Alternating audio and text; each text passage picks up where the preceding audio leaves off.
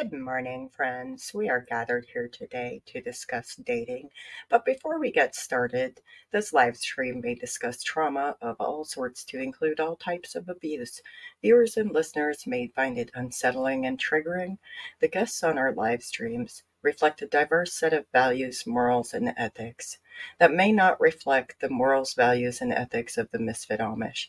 If this live stream causes you distress, please seek support from your trusted folks and qualified mental health professionals as needed. And as always, cease listening until you are able to listen again. With that being said, I'd like to welcome Lauri and Jessica. Would you like to say good morning? Good morning. Morning. And introduce yourselves? Just in case. Just in case. I'm Lauri. I am a licensed therapist, and I have not drank enough coffee yet, so words are hard. I grew up conservative Mennonite, and have been out of the Mennonites now for probably half of my life. So. Oh, that sounds fun. What about you, Jessica? Hey, I'm Jess. I grew up conservative Mennonite as well, and I've been out for about 10 years. Yeah. Okay. So, with that being said, we were having a conversation about dating. Would y'all both like to tell me what your dating was like in your communities? Because I want to know how the Mennonites date. That's why y'all here. The boys didn't like me, so that's that's about the truth. I didn't really date when I was Mennonite. I did have a boyfriend when I was in high school who was from another Mennonite community, and I was more liberal than his, so we had to sneak around. And I wouldn't call it dating because we didn't date. We just wrote letters back and forth through his sister, and Wait. Stared at each other from across the room if we got lucky enough to be in the same space, which was rare because he also lived in another state. Wow. Wait. So I have to ask this. Was it because of your disability that the boys didn't like you? Or probably my mouth. That mouth, though, Lauri. Just watch it. It's glorious. Okay. I just was never I don't think I was ever just like the Mennonite girl that people wanted. I don't know. I was also a bigger girl even as a teenager, and those boys did not like that. So it could have been anything. I really don't know, but I wasn't. And then I was right after high school, we moved from that Mennonite community to a different Mennonite community, and it wasn't really any different there. So, well, that's interesting. Always interesting. So, how did the youth date? Like, what were they allowed to do within the church's rules, though, if you were to have dated? Yeah, from what I know, and I don't know if they were aged, like if they had to be a certain age, but I definitely know that the boy was expected to ask the girl's father if he could date his daughter. But I really don't know. Like I remember hearing like, oh, make sure you have a Bible between you, or, it might have been family to family, but I don't remember hearing much about how we were allowed to date. Okay. I mean, the Bible between you, that's kind of funny. Wait until you hear what I have to say about dating. But I digress. Let's hear what Jess experienced. So I never dated in the church. I wasn't interested in dating boys in the church, but I had friends that did. And so typically, if you were interested in dating, we didn't really use that word because that was a bad worldly word. So we would call it courtship. But if you were interested in that, the boy had to first ask permission from the father. And then they had to go together and meet with leadership in the church and get approval from somebody in the church. And once it was all approved and good, then you could start courting, which was kind of just like what you would do with friends on a Sunday afternoon kind of thing. Like group dates. Yeah, it was kind of like, it wasn't even, I wouldn't have even called it dating. I would just call it like hanging out with friends and talking. There was never really a time where like you would be alone together unless you snuck off and did something you weren't supposed to do. I'm sorry. Wait, what? Like, Mm-hmm. you, Mostly when couples got married, they honestly didn't know each other that well. That's so sad. They really, truly didn't. Like, that was what blew my mind, and to me felt so scary, is you're marrying a man you don't really know. I mean, but y'all, I was an Ave Troyer in the Old Order Amish. Like, I can't really speak about the dating practices in the Ave Troyer church, but what I can tell you is that, like, I believe 2 of the communities that I lived in, they practiced bed courtship, bundling, and there was no asking of the father. Like, it was, y'all. I'm sorry, you had to go ask the father, and then the ministry got to decide whether or not it was appropriate? And there Do were you realize that's like absolutely horrifying? Yeah, we're just- there were at least 2 times where ministry said no.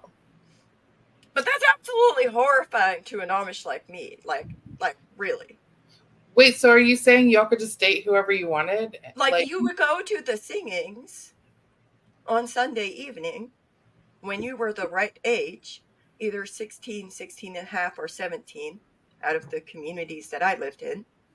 And then the boy would send his friends to go ask this girl if he could take her home. And that was code for date.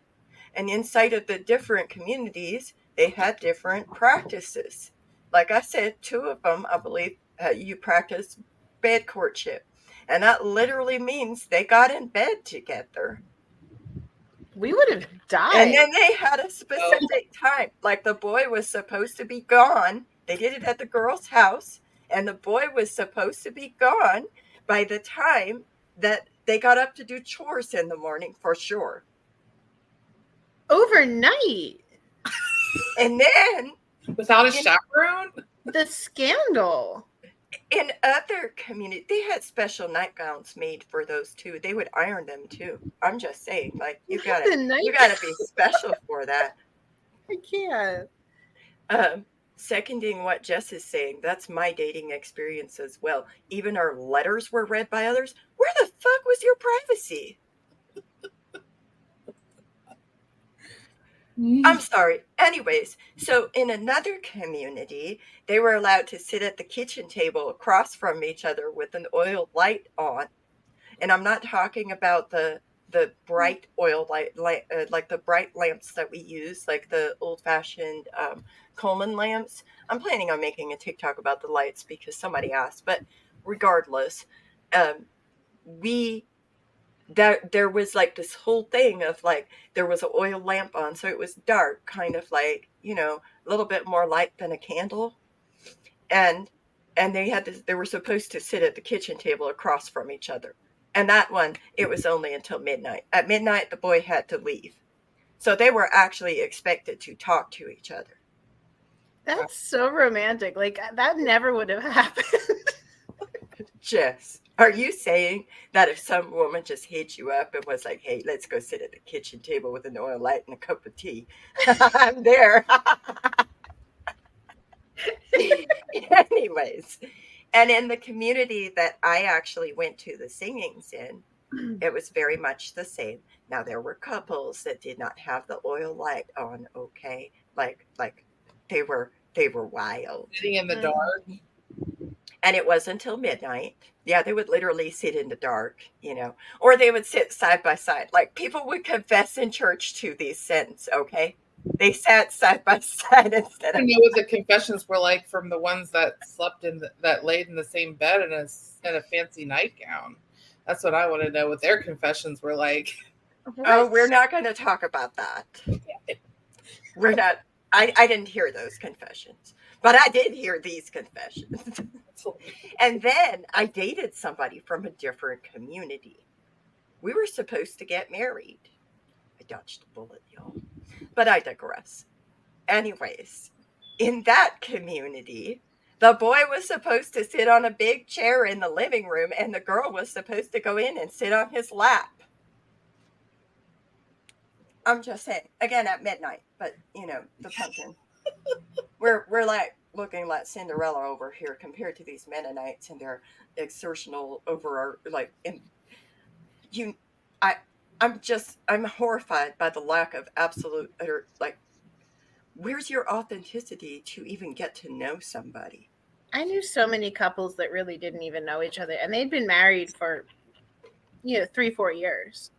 And then like the other part is like certainly like when I was dating somebody, because like I shouldn't say no. Like that was a thing that I was raised with. It's like I shouldn't say no. So I didn't feel like I could say no. But then like even if you started dating somebody that your family didn't approve of, like if you started dating somebody period, like it was news. Everybody talked about it. And if your family didn't approve, they would let you know. They would have the conversations with you. But it wasn't like the ministry got to tell us who the fuck to date. Like what the I think some people had wrong with the Mennonites?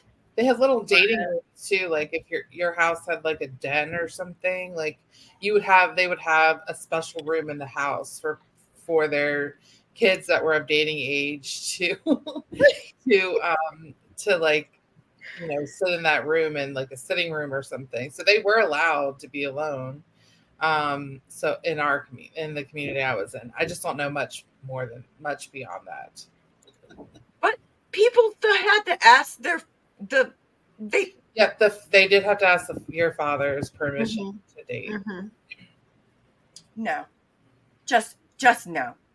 Yeah. So coming from that, I just thought everybody did that. I didn't know.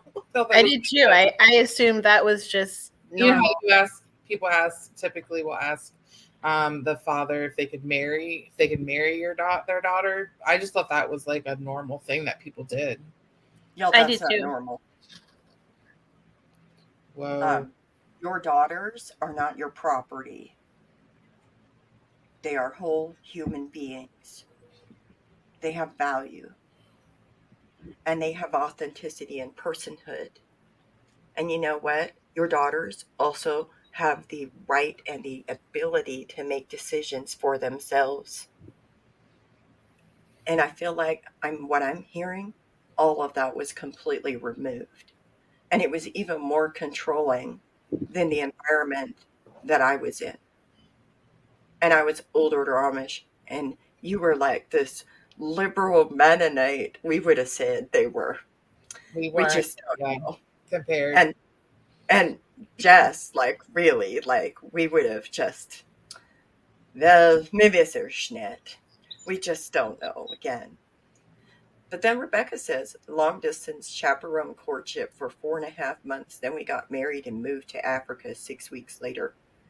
Ooh, let's talk about the red flags of dating. That is perfect. What's a red flag in that statement? Long distance for 4.5 months. Chaperoned and then got married. That means they probably didn't see each other very often. Long distance chaperoned. Moving for 4.5 months. Like, is it not a red flag when you're dating somebody and immediately they want to what is that word? They're like, it's like this quick courtship. Like they want to move on like into the next phase of the relationship before the relationship really has built the foundations of what sustains the relationships. And then moving out of country, isn't that removing her from everybody that like she knows and her support group?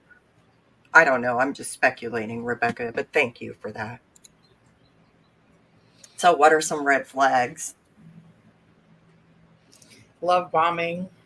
Oh, yeah. That's What's love bombing? red flag.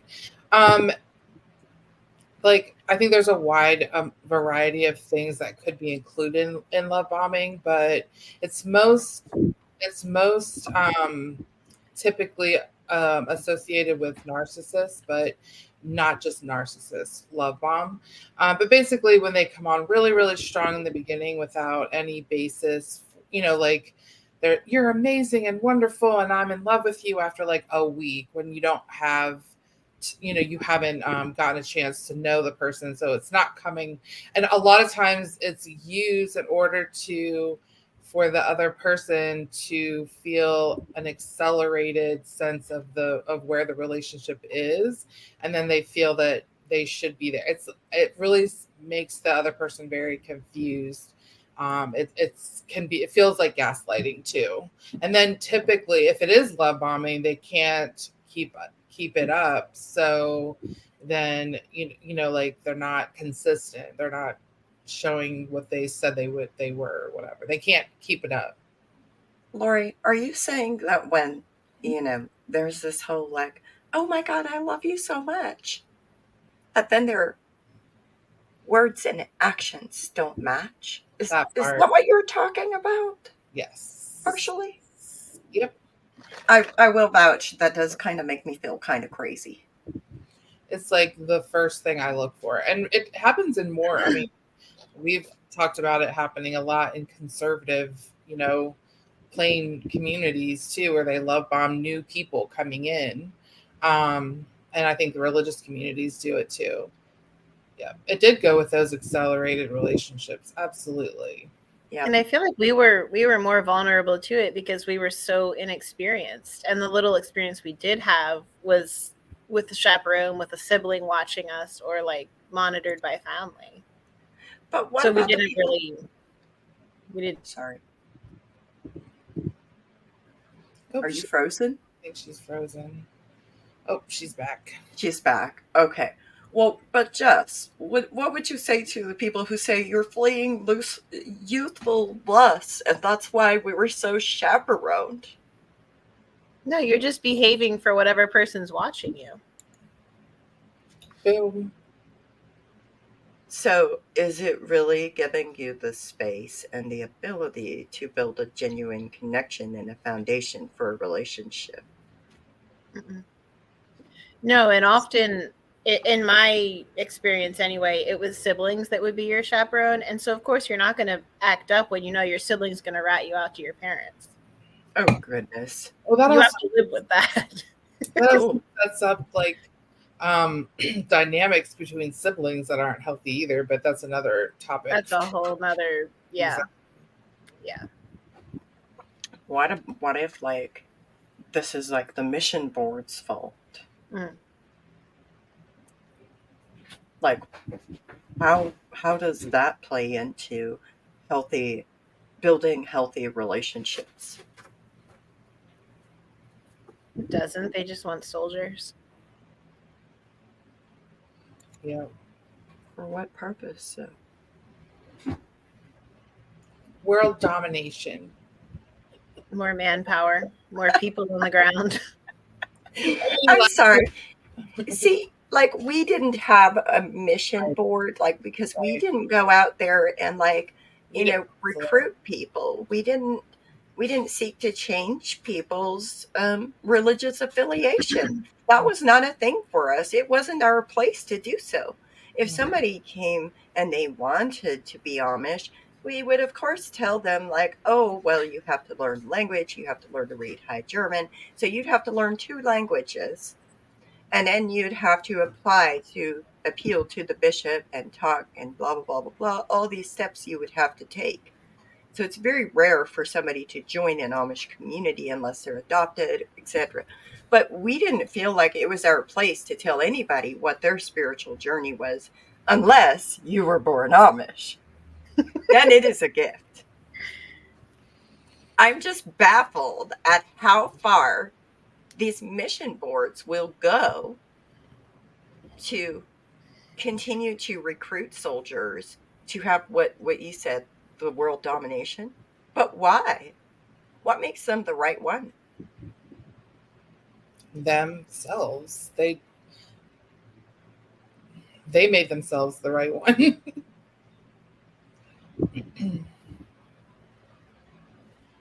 So when Rebecca says that's why we were chaperoned though, the assumption was terrible sin would happen without it. Is that true?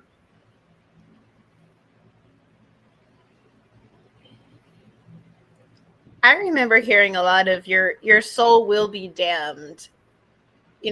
Should you mess up? Should you, I don't know, touch a boy? Something small like that would send you to hell. And like you would be forever changed. You wouldn't be the same person. Because what your hand touched a opposite gender hand? A moral sin. I'm sorry, Jessica and Lauri. What is healthy touch? We weren't taught that. We were just taught none, Do it. no touch, nothing. Don't sit too close. Don't look at him the wrong way. There wasn't really any teaching about healthy, appropriate touch. Right. I think Exactly. that's a huge problem. Hey, Jess, what's the wrong way? I want to know what this wrong way looks like. What do I know about that? I never dated in the church. I was not looking at boys the wrong way. I will say that. Well, I have to ask you a question though. Were you looking at girls the wrong way? Yes. 100%. No shame, yes. Okay. So with that being said, can we talk about what are the pillars for a healthy relationship? Or is there like a foundation, things that people can learn to build healthy relationships? I think communication is one of the most important things. And I feel that trust is more important than love, because you can love someone that you don't trust, but if you don't trust them, it doesn't really matter how much you love them. To me, it's more important. And I think that's another really important point with the whole love bombing thing. If you haven't built a foundation of trust to where you both know each other well enough to trust each other, Right. You're just playing games. Because trust is built over time. You don't, I mean, when I first meet someone, I have the philosophy that until they prove that they're not trustworthy, they're trustworthy. But at the same time, there's trust them, but not to full extent. Like you would trust someone that you've known longer. So you don't distrust them, but you're like paying attention, to make sure that, they're, they have pillars. We have pillars. Nice. I lost my train of thought. You're muted. You're talking, I can make it bigger, so that's what I was doing. But you're talking about like the pillars of, like, if you look up different types, there's all kinds of them. There's 6, there's 7, there's 10. But basically, the pillars of a healthy relationship, like it starts with communication, right? Mm-hmm. According to Madison Fredericks, who is a licensed professional counselor in Chicago, she wrote this article, what was it, in 2019. It's one of my favorites because it really defines, when you talk about communication, open and honest communication. And I just wondered what y'all would think about communication, humility, trust, empathy, and respect.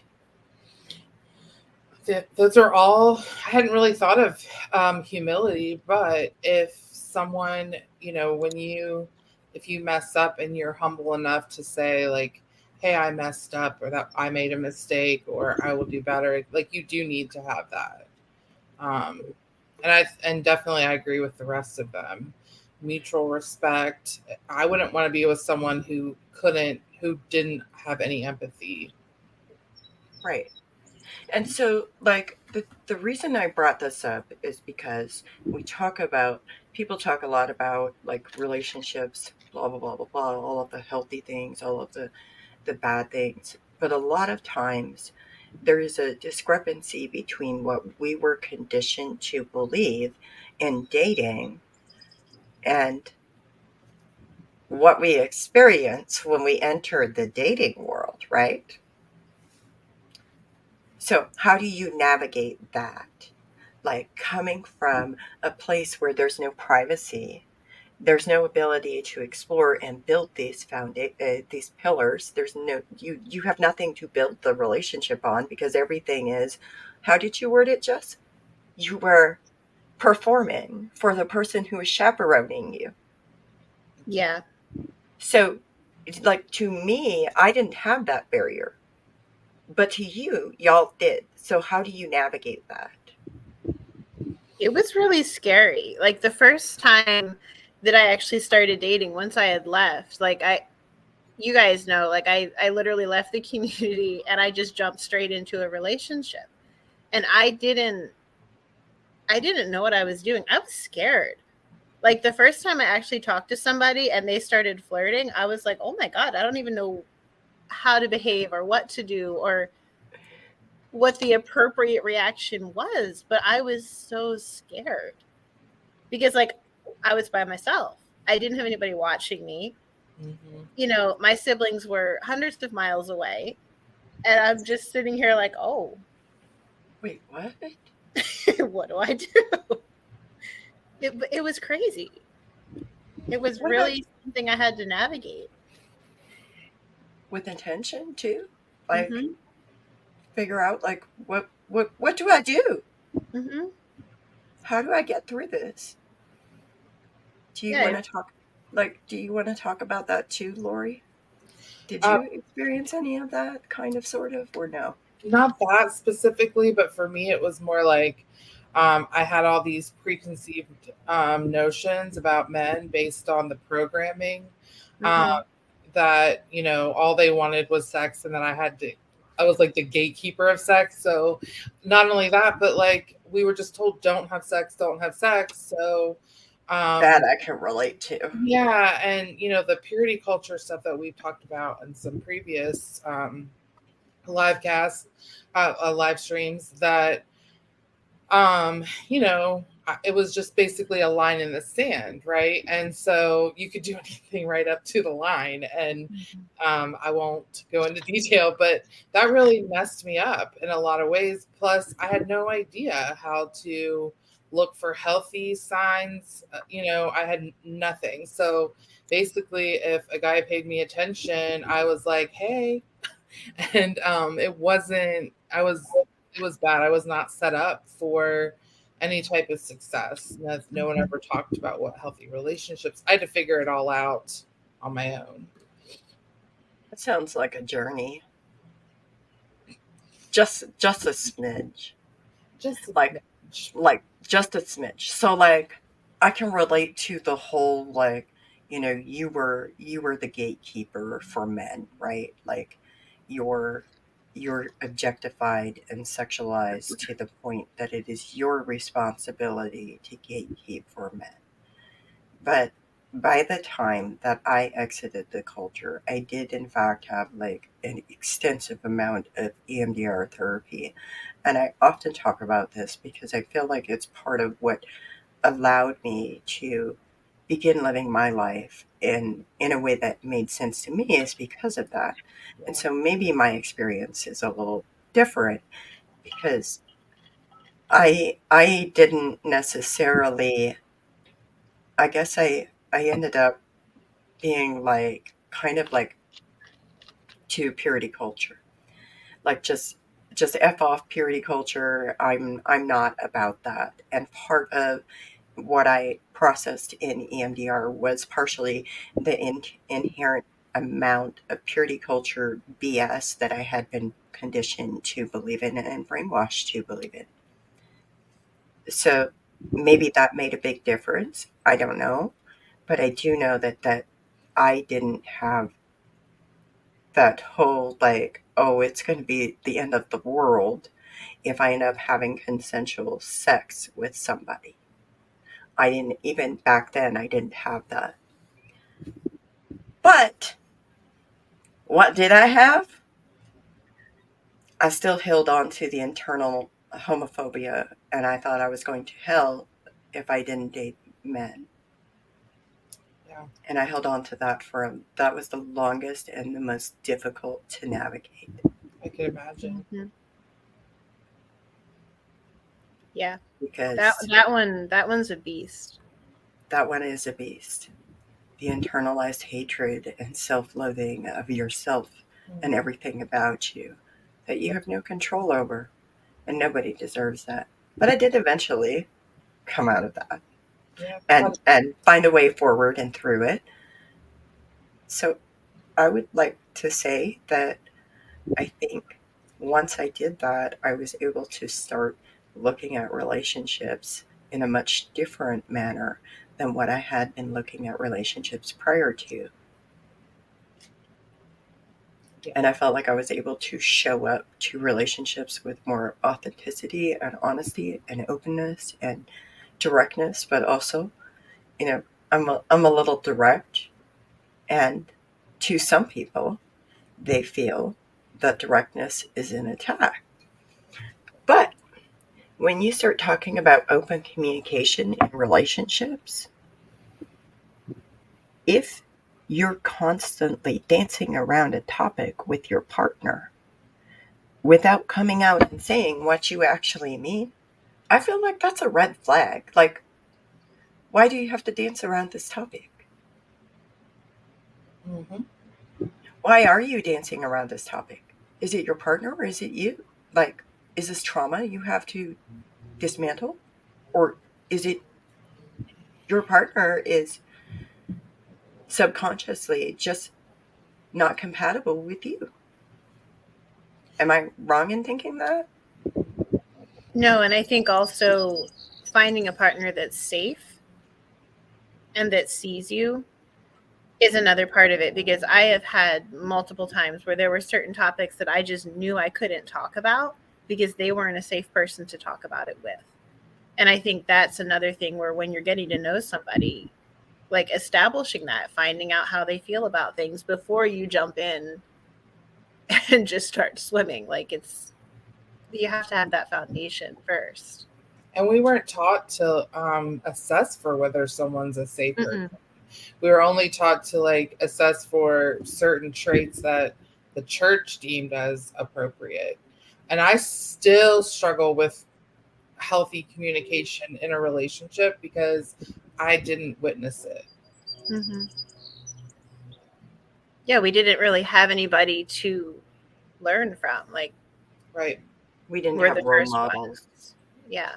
Yeah. And I don't want to talk crap about my parents, but I certainly witnessed, a lot more unhealthy communication than healthy. And so I didn't have that, healthy role model of parents either, which I'm sure you guys can relate to. Lori, I have no idea what you're talking about. Not me over here gaslighting you. I'm not even going to get started because I'm spicy today, and I'm so spicy today, y'all. Like, it's like my coffee has spice in it today. I need more I'm coffee just for saying. this. Like, no. Really? Surely you just. My parents were good Amish people. There's no way that watching my parents physically hit each other could be, unhealthy, right? They were good Amish. Oh, wait, that was my stepfather. But I digress. I'm not going there. Regardless, I'm sure there was so much open and healthy communication modeled. Communication? The bad C word? What? This is a bad C word. So, what do we look for when we want to see healthy communication? What is healthy? What is an example of healthy communication? Stating your needs and desires and confronting things that, say your partner lets you down in some way, but letting them know in a way that's not accusatory, but just like, hey, da da da da da. Yeah, that's a great one. That part, Rebecca. Yes. How to fight. Fighting was just taboo. Submission was the only option. That's right. That's why You you never have watch like conflict. people cover it up. You watch people with coercive control, physical control, and other like it was so awful to grow up watching that. And so I've you you literally cannot build a healthy relationship on the idea of submission. Submission at all costs is is a horrible value to hold, to have relationships on, to build relationships on. It is not healthy. It takes away your literal right to safety as a person.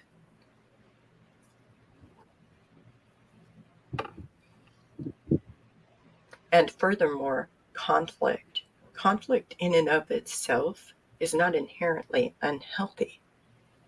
It's how people handle it that is unhealthy.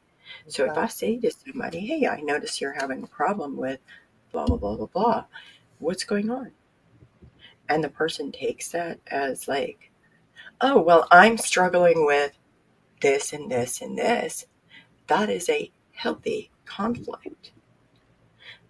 Let's come up with a solution. But if I say to somebody, hey, I notice you're struggling with this, and they turn around and they say, you're a terrible person. How dare you? Blah, blah, blah, blah, like go off on me. Or that's not healthy, Yeah. in my opinion. Anyways, I got totally sidetracked by that comment. Why you be doing this to me? Talking about submission and fighting. She's so on point, though.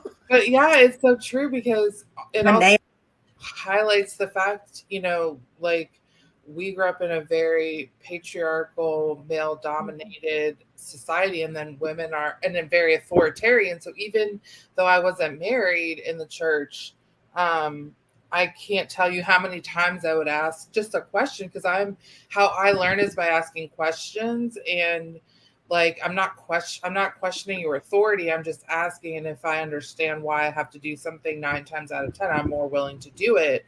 But my dad saw that as me challenging his authority. So I can't tell you how many times I heard because I said so, and that's not like isn't helpful.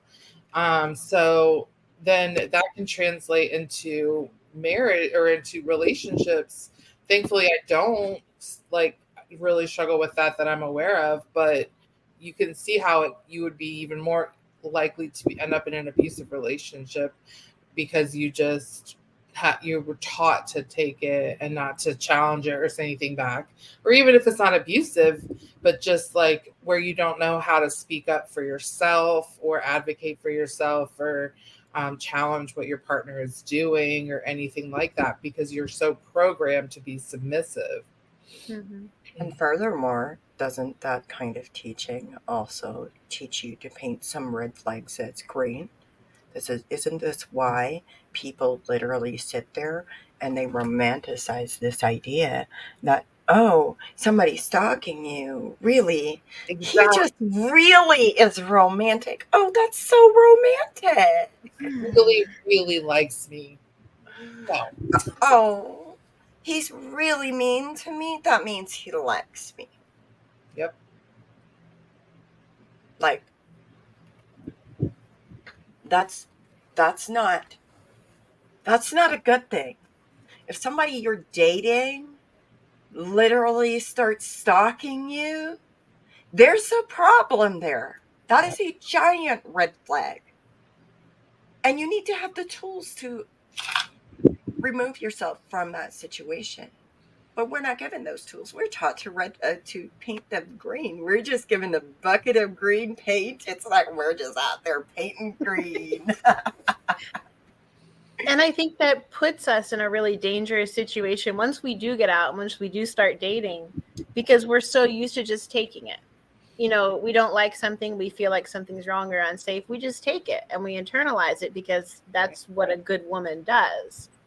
Well, And I it's think, our responsibility, yeah, Jess.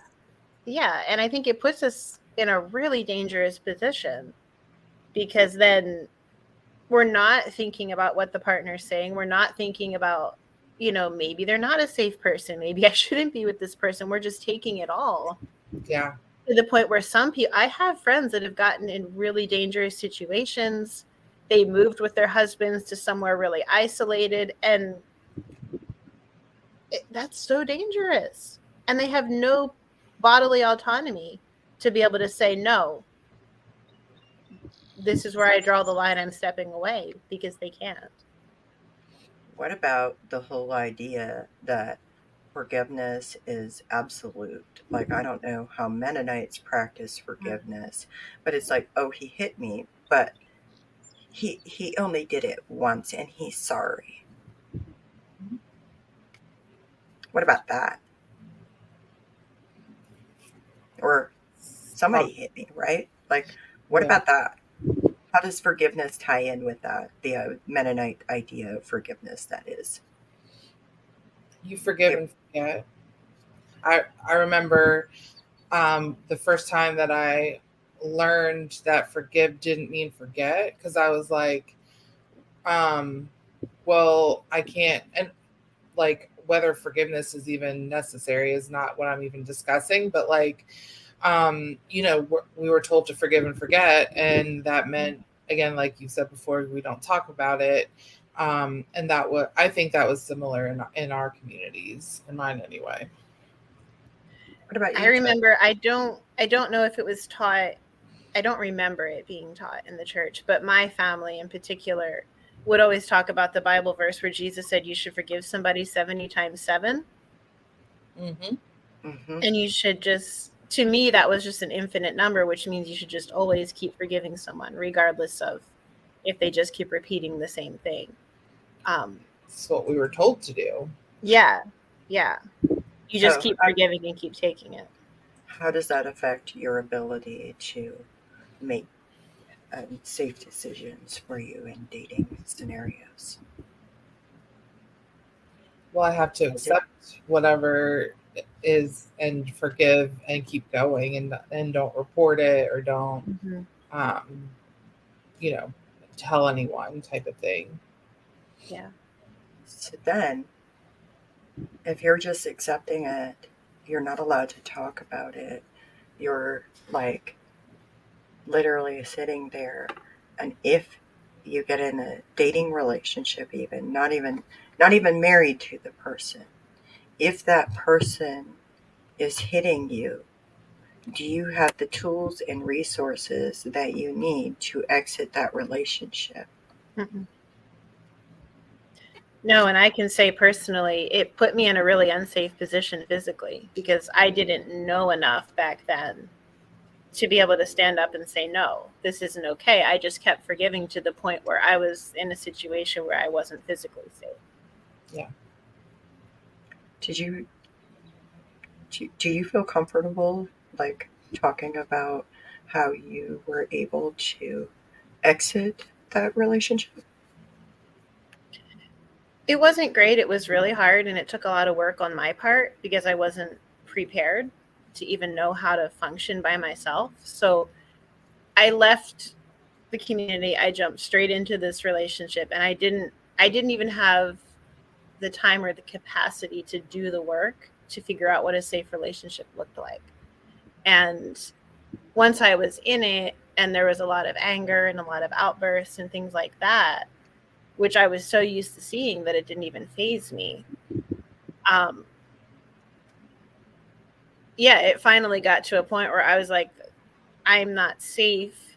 I've never seen this kind of behavior. It just escalated to the point where I was like, I'm done. I emotionally disconnected. I got my stuff and I got out. Um, but yeah, it wasn't great. It was really hard. And I didn't have any tools because nobody had ever given me the tools or the teaching or anything to know what to do. Or to even know that you can leave before it gets that bad.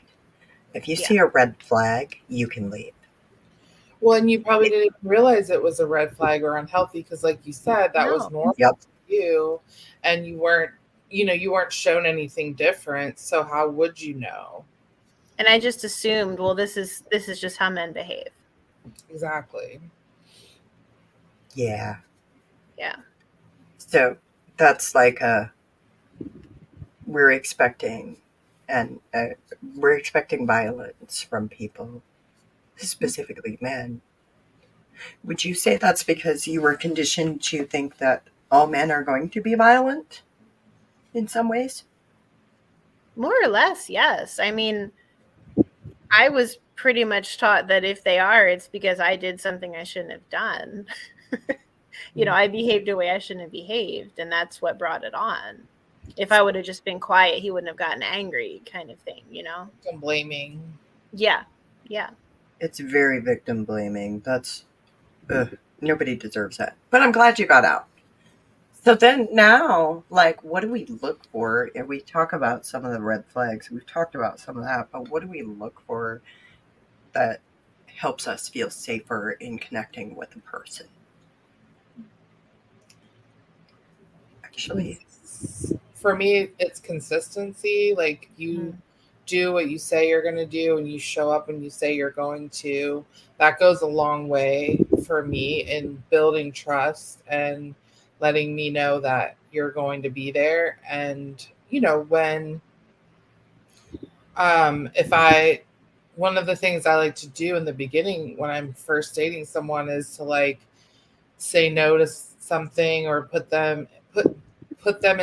us in situations where I hate to say testing the relationship, but I think you should test a relationship to like see how they respond. That will let me know if there's a safe person. Like if how do they handle something unexpected or it not going the way that they wanted it to or something like that. If I ask for something like maybe I need time to myself, how do they respond to that? Because those are all very telling. I also tell people and teach my clients like doing this in all relationships when you're testing for safety is like you don't tell your whole like trauma dumping, but you like tell something like that's not as close to the cuff, so to speak, and you see how the person responds, because how somebody responds to your truth or something that you're sharing with them gives you a lot of information. that's very true. And I would agree. I think it's important to also listen to your intuition. That gut feeling that we were taught is wrong. No, your gut feeling is usually indicative of something that you may not subconsciously realize. I realized that I don't know how to do that because I was not taught how to do that. In fact, we were taught to ignore our bodies in many ways and disconnect from our bodies. So that's something that I work on, and I work on teaching my clients that too. Like, how do you trust yourself? And I liked Glennon Doyle's book. I forget the name of it, her most recent book, but she talks about how we're the cages that society puts us in. But I think it's in that book where she talks about learning to hear her, sit with herself, and listen to what she's telling herself, her body, and something inside her. And I think we so often learn to dissociate from our bodies. And I think another thing is learning how to just sit with ourselves and being okay being by yourself. We weren't taught that. We were really taught that we have to have somebody else to be valid. Right. You have to have a partner. You have to have someone else. You can't just be out here by yourself. And I think learning to be okay with that and feeling complete and whole by myself is a huge thing. Exactly. I couldn't agree more, Jess and Lauri. Like, both of you have very valid contributions to this conversation. Um, I I think We've got a couple of more comments. By the way, Josh is talking about as an adopted kid thinking I was even good enough to imagine asking one of the girls out was unthinkable.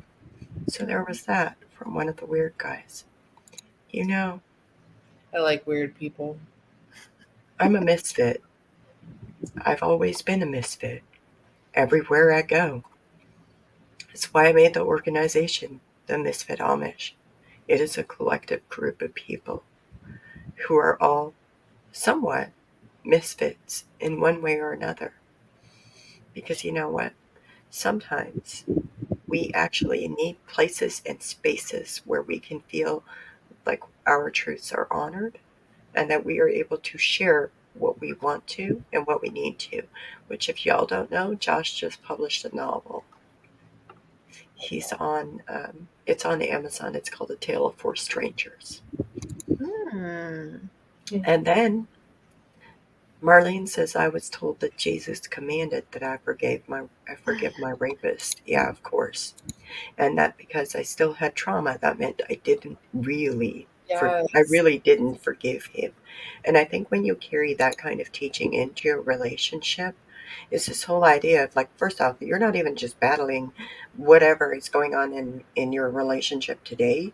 You're actually having things come up that you have been conditioned to believe that actively come up without you wanting it to come up. Because oftentimes, what people don't realize is that this about trauma, this thing of stuffing it down, denial, running away from it, just pretending it didn't happen. If you have trauma, that trauma will manifest itself in one way or another if you have not processed that trauma. And sometimes some things are so horrific that it is repetitive. That is why there is such a thing as chronic PTSD, complex and chronic PTSD. I'm not a therapist, but correct me if I'm wrong. That basically is the result of layers and layers and layers of trauma. And especially when there's childhood trauma, it may cause neurobiological changes in the brain. It is not somebody choosing to not forgive their rapist. It is not somebody choosing to not forgive. Just because somebody has emotions, I mean, I would even venture to say that for me, the more I processed what had happened to me and what was done to me, the better I was able to connect with my body, with my emotions. The better I was able to have language to describe the emotions that I'm having. There are still times where I'm speechless, but it doesn't mean that you don't have emotions just because you processed your trauma. Some of us have experienced things in life that nobody should ever experience. Many of us have, really. But when we pretend we are completely healed from those things, what happens? What happens? We're denying part of ourselves, first of all. Yeah. Because we're saying it didn't happen anymore, or it's as if it didn't happen anymore. And is that really possible? Not at all. We start to gaslight ourselves when we do that, and then start to kind of lie to ourselves, you're fine, this isn't a problem, this never happened. Like it's just, for me, it goes down into a really dark place really fast. Oh, for me too. Like if I start pretending like that didn't happen, I spiral. I literally Yeah. spiral. I call it the spiral of doom. And it takes a lot of work to come back from that. But regardless, I think that for me, my journey has been to openly say, yes, these things happen. Yes, I have emotions about them. It is normal to have emotions about injustices and vile, harmful acts and crimes that were committed against you.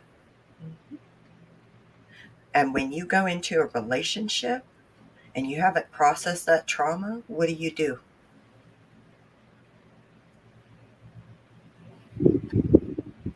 I know for myself, I gaslit myself and then I let my partner do the same thing. Ooh, that doesn't sound fun, Jess. Yeah.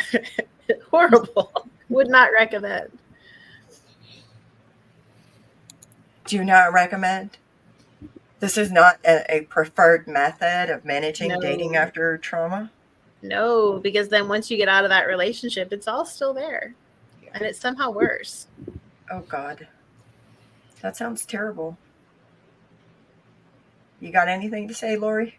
You're the counselor here. We're going to call on Lauri now that I've made my whole rant about it. Well, if your trauma is unhealed, then I don't even really like to say unhealed, but because it's a journey, not a destination, and I will stand by that. But if you haven't had any healing or any work through your stuff and realize what it is and all of that, then a lot of you can be it sets you up for being re-traumatized because you don't know to look for those signs. I mean, some people don't even recognize that what happened to them was XYZ. You know, they've never labeled it as abuse. They never understood it as abuse. So then that's going to keep perpetuating abusive relationships. But it also is they can't fully trust if they haven't worked through their stuff either. So that can cause more problems. And I mean, that I'm sure there are more that I'm not thinking of right now. Are they able to communicate openly and have their needs met within a relationship? Probably not. Most likely not. Because And they may why? Because what? Because why? I mean, it seems to me that if you have experienced a lot of trauma and you haven't processed the trauma, I don't typically talk about trauma as healing because Same, I yeah. feel like healing is such a dirty word, okay? But then when you talk about it, for me, I feel more comfortable calling it living with trauma, life post trauma, or after you process your trauma, or you dismantle some of the things that you were taught and conditioned to believe. So if you were taught and conditioned to believe that your voice is a terrible thing and any need that you have is terrible, and some people, they experience physical violence anytime they voice a need. So if they enter a relationship with that kind of unprocessed trauma, I'm not going to say this happens to everybody, but for some people, I do believe that they bring that with them, whether they consciously recognize it or not. They bring that with them, and when they bring that with them, it's again it's nothing against those people, but it's again indicative of there needs to be places for them to actually feel safe so they can process that, so they can figure out how to navigate their life in a meaningful way after experiencing all of that. Yeah. Oh, Billy's here just in time for the ending of the show, Billy. Another thing, y'all, I got a lot to say about dating. But another thing I want to talk about real quick before we go, we're probably going to go over because I'm really chatty and spicy today. But when you have unprocessed trauma and all of these things, and you exit out of a conservative community like that, do you have the ability and the skills to recognize when there is a power differential and you probably shouldn't date somebody because there is a power differential? No, because if you came from a conservative plane, you didn't even know what that was. And a lot of lay people probably still don't know what that is, even if they weren't in that experience. You know what I mean? Because yeah. Describe what we mean, by power difference. differential? Power, like that's one reason in the therapy world, like we're not allowed to date our clients because there is a very clear power difference. I know things by virtue of my position in your life that could cause you harm, and Mm-hmm. we're not even really allowed to be friends for the same reason. There is a power differential. So, if you're a therapist, don't date your clients. And if you're a client of a therapist, don't date your therapist. If And if your therapist does that, peace out. You be like, bye, Felicia. Bye, bye, baby. Bye, well, bye, bye. report them to the board of counseling first of all, because that's Oh, Yeah. yes, that too. please do that. And it happens more than you would think, actually. You might be shocked to know how often it happens. Yeah, I hear There's it a all the reason time. I brought this up. Another thing is, so if I were to go, I'm just going to use myself as an example, okay? If I were to be contacted by somebody from my previous community who just recently exited, like I grew up with this person hypothetically, or I knew this person when I was in the community, right? And they just recently exited. Would it be a power differential for me to date that person as somebody who is what I am in the world? Yes. Yeah. Okay. Tell me why. You have so many more tools and so much more knowledge and so much more experience. And this person is literally a baby. Uh huh. No. So No. I've been trying to explain this to people is that, one, I would not date somebody from the community Mm-mm. because I feel like if they've just exited the community, I would not date somebody because I feel like I have had access to so many more things. I have so much more information. I have so many more resources. I have all of these things. Plus, like I'm kind of a little bit publicly out there a little bit. Just a And little. even that can create a power differential. Mm-hmm. But I'm also a master life coach, and I'm a Yeah. speaker, and I'm a certified professional medical auditor and coder, and all of those things. Like I have a lot of just vastly different knowledge of the world Not only than this person, hypothetically, who just exited the community has. not only that, but you could fall into a caregiver role easily Mm-hmm. because you know so many things. So then it could end up being the relationship could end up being that dynamic as well, which is also a power differential because you're like an expert. And so you could, without wanting, just because you might care about your partner and want to help them or whatever. No, it just would not be good. Yeah. Yeah. And that person's vulnerable. Like they I, need to get on their own feet.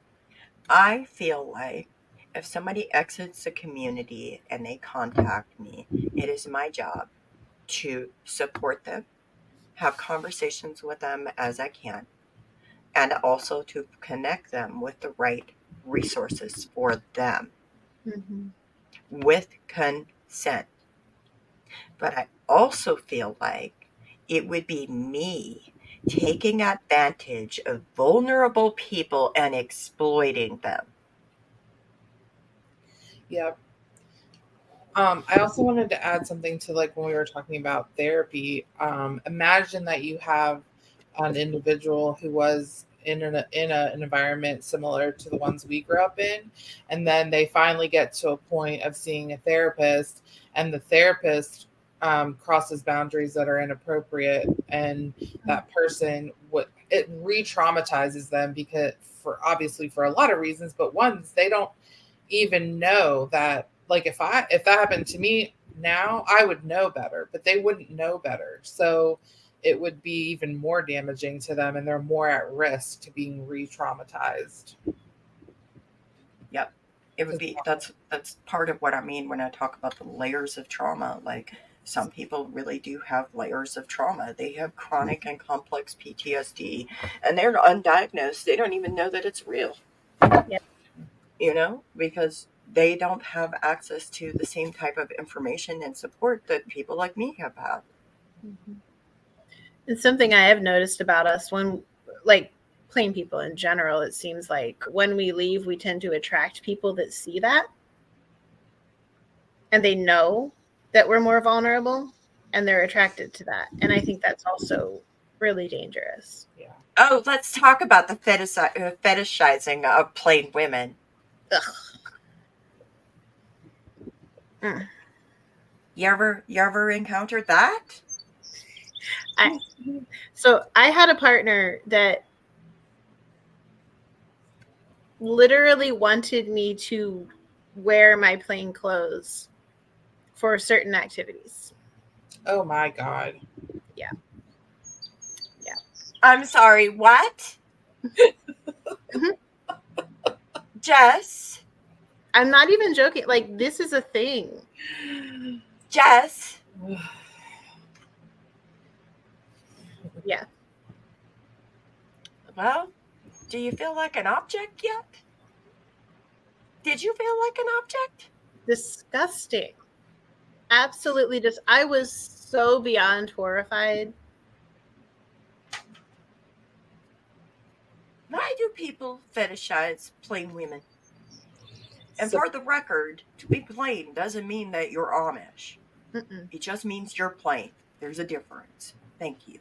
Well, there is like a subset of people that are, especially men, that are attracted to like the idea of someone being pure and untouched. And then and I'm sure that they would assume that, right? Make that assumption. And then also, like if they know that plain women tend to be more submissive, like it's a whole thing. Mm-hmm. Definitely not healthy. You just, Lauri. I joke. I'm such a joke. It was here to be funny. You got look, jokes. I have to laugh, okay? Because otherwise I'm gonna cry. But I have to laugh. Because surely this was ordained, okay? By God. And it's pure and holy, and you should just accept your role. It was preordained before you were even conceived. And so if that results in men objectifying you and committing violent, heinous acts against you, it's your fault. That's right. Sounds logical, right? So logical. I must have dressed inappropriately somehow. That's what I was taught. Yeah. Look what Marlene's got to say. I was cleaning my parents' house, and they had some of these Amish women romance novels. I said I have a special place for these books. They will be thrown out. Thank you, Marlene. I appreciate you. Bye. Paper books like that work as great kindling. So They really do. Light it up. But that's part of it. I believe that is part of it. Yeah. Because think about it. They read these romance novels and they always have these Amish women. How big is that Amish romance novel industry? It's insane. Huge. It's so disgusting. That's sick. That's like certain who seek out black women because they think they're hypersexual. Do not fetishize me. Thank you. And that's it's that. Do not fetishize us. Yeah. Don't fetishize us. We're whole, valid human beings. Now that's good. Goodbye to books like that. They perpetuate these perverse sexualizations. Yes, you got the point. You got the assignment. And on that note, do y'all have any parting words? Because I'm going to end this. I think I've said enough. Yeah. Really, Lauri? That's your story? I feel like I've been the one who's been like ranting and raving over here, and y'all are just like such wonderful guests, and I'm just over here being like extra. What about you, Jess? I need more coffee if I'm going to say more because I have a lot to say. Oh, do I sense a part 2 coming up? I think part 2. That way Jess can have more coffee. We need Jess to say all the things on her heart. So part 2 it is. There's so much to say about this. Like There there's so many layers. And then once you leave, there's so many layers. Like there's so much to it. So, part 2. Got it. So, if somebody is exiting a community like that and they happen to listen to this, what would you say to them? If the person that you're looking at dating or have already started dating feels like going back into the community or going underwater and giving up who you are, don't do it. Don't do it. Yeah, I would recommend getting your own therapist or even a life coach, but just somebody that could help you navigate the things that you don't know how to navigate because you weren't taught. I wish I had sought it out earlier. Thank you. Those are really valid points. I personally would say if you're listening to this and you resonated with any of this, please, please, please continue exploring, be curious, learn and know more about what healthy relationships should look like and could be like for you. Because it's not that you're incapable of having healthy relationships. It's more or less you're going to have to go on a journey to be curious and learn new information to figure out what are red flags and how do you navigate your new life in a way that not just allows you to have connections, but allows you to have meaningful and safe connections with people in all areas and aspects of your life. With that being said, thanks for listening. Thank you to our Patreons, subscribers, and for all of you for being here, commenting, talking. Thank you, Lauri. Thank you, Jess. Hope y'all have a beautiful Sunday.